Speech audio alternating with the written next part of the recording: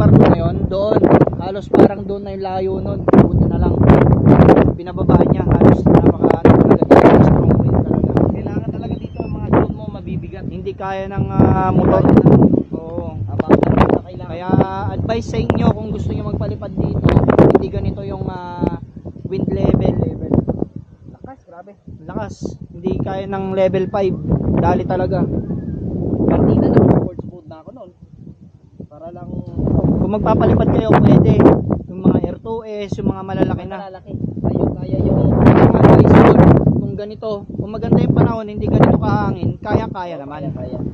Ngayon lang kasi ganito yung hangin eh. Pumunta kami. Tindog ko na eh. Wala na, Tindog ko na. dali na Okay, talaga. bumabay na ako. Wala na akong choice kasi At bababa na kami at biyahe na kaming Samat, sa Samat na kami. Siguro magiging maganda naman yung status doon, makakakuha tayo ng mga shots doon.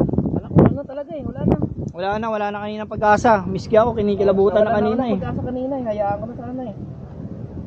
Hindi, kaya yan. Kasi nung tinuto ko dun sa may dito banda, nawala ng hangin, umalaw. Yun. Tara, baba na tayo. Mauna na ako. Sige. Wen, sayang, putang ina.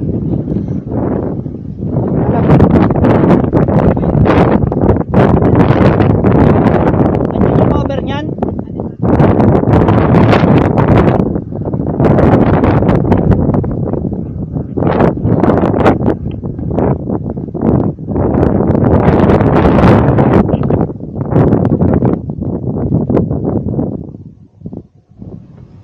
So, yun.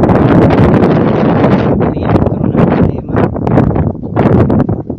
Kanya kasi hindi ko kaya. Pati yung drone ko.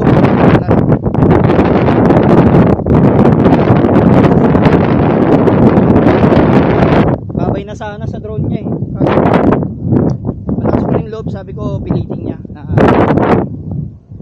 Bali, strong wind talaga dito. Nag-warning yung drone. Tinangay na yan, layo. Ito sa 100 meters yun, yung layo niya, tinangay na. Mabuti, sabi ko sa kanya, babaan niya lang yung lipad. Yun, nagkaroon ng problema, buti na lang.